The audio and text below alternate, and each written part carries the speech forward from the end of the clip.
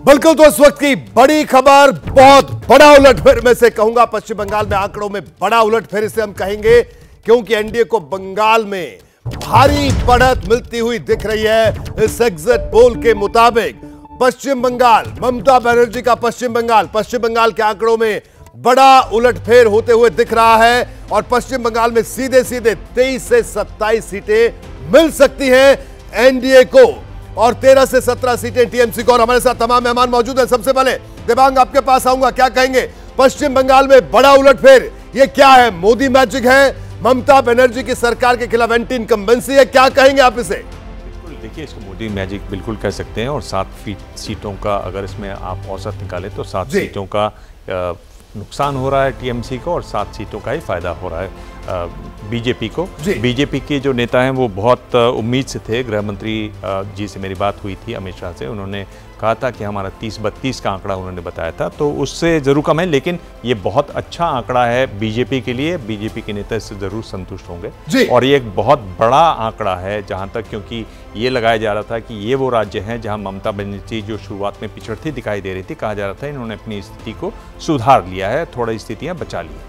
मैं विजय जी आपके पास आऊंगा। विजय त्रिवेदी साहब, क्या कहेंगे आप? क्या ये संदेश खाली का इफेक्ट है? क्या ये एंटी इनकम्बेंसी है? क्या ये भारतीय जनता पार्टी का ताबड़तोड़ प्रचार का असर है?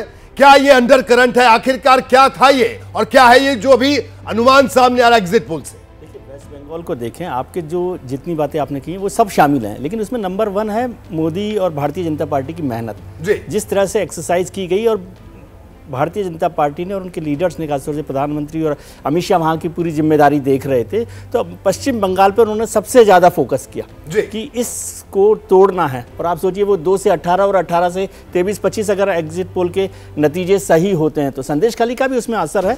लेकिन और ममता बनर्जी के खिलाफ एंटी इनकम्बेंसी कितनी है ये मैं नहीं कह सकता, लेकिन बीजेपी की ज़्यादा मेहनत और फोकस जो है, उसका जो पूरा कैंपेन है, उसका असर मुझे दिखाई वहां पर देता है। ममता बनर्जी का भी हो सकता है और कांग्रेस और वो मिल जाते, वो कितना असर पड़ता, सुरेंद्र जी आपके पास बैठे हुए हैं। लेकिन ये बड़ा है और जो नुकसान भारतीय जनता पार्टी को राजस्थान या कुछ और राज्यों में दिख रहा है, उसके लिए भारतीय जनता पार्टी के पास 2 राज्य थे, वेस्ट बंगाल और यूपी। जी बिल्कुल। अभय दुबे साहब, क्या कहेंगे आप इसे? किस तरह से आप देखते हैं? क्योंकि जो भारतीय जनता पार्टी को बढ़त टीएमसी 13 से 17 की प्रोजेक्शन आ रही है इस एग्जिट पोल के मुताबिक और इंडिया 1 से 3।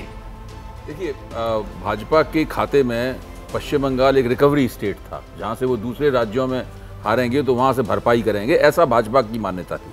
और ये तभी हो सकता था जबकि पश्चिम बंगाल का जो भद्रलोक, यानी वहाँ का जो इलीट है, जिसको बंगाली भाषा में भद्रलोक कहते हैं, वो भद्रलोक और साथ में जो अंत्यज जातियां हैं, कमजोर जातियां हैं, जैसे कि मतुआ है या दूसरे इसी तरह के लोग हैं, वो भारतीय जनता पार्टी को जम के समर्थन करें।